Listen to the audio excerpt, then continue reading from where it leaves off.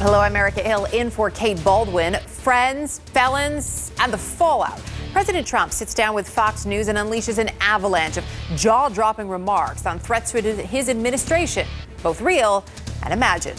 First up, distancing himself from Michael Cohen, the former fixer, his one-time attorney, the man who joined the Trump Organization in 2006, and yes, the same man, who now says the president violated campaign finance laws. And what about Paul Manafort? Will the president pardon his former campaign chair? The president also launching new attacks on his embattled Attorney General, Jeff Sessions.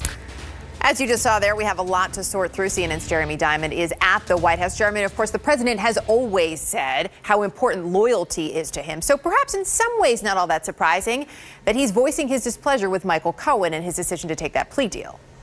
That's right. To pardon or not to pardon? That could be the question the president is facing about his former campaign chairman, Paul Manafort, who could spend the rest of his life in prison after. But if a pardon were granted, then this would mean that Paul Manafort is essentially waiving his Fifth Amendment rights. So, hello, right. Robert Mueller? Yes, rather he would not be able to invoke his Fifth Amendment right. Yes. So he wouldn't be voluntarily waiving it. That's why you're the lawyer. Yeah, but so, the Fifth Amendment right against self-incrimination only applies if you have the looming threat of a criminal prosecution, right? It's your right not to incriminate committed. So we also heard from one of the jurors who was on the jury for Paul Manafort, who told Fox News in an interview that they were one juror away from guilty convictions on all 18 counts, not just 8, and that as much as she didn't want Paul Manafort to be guilty, she couldn't deny the overwhelming, in her words, evidence. What does that say to you about not only the Mueller case here, but what we could be looking at next month? Right, and just at this hour, Secretary of State Mike Pompeo says he will be making another trip to North Korea. That will happen next week.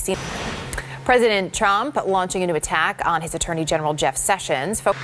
In a stunning new interview, President Trump making the argument that if he were impeached, the market would crash, and in his words, everybody would be poor.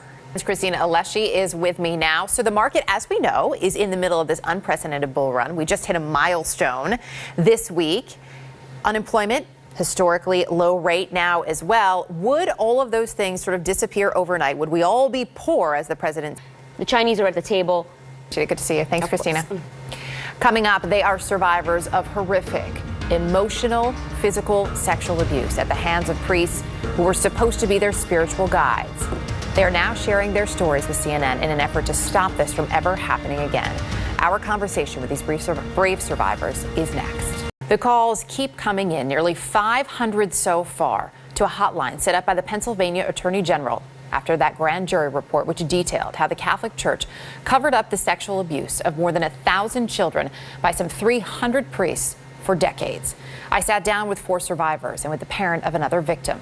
They are angry, numb, and empowered by the support they've received and by the strength of each other.